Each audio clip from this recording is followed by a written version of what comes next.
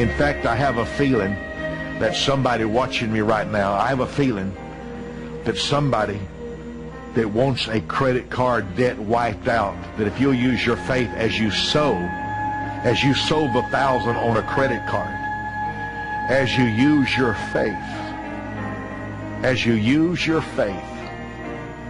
God's going to wipe out your credit card indebtedness. A tithe ain't nothing but 10%. And I may not be the sharpest dude in the joint, but I know how to move a decimal point.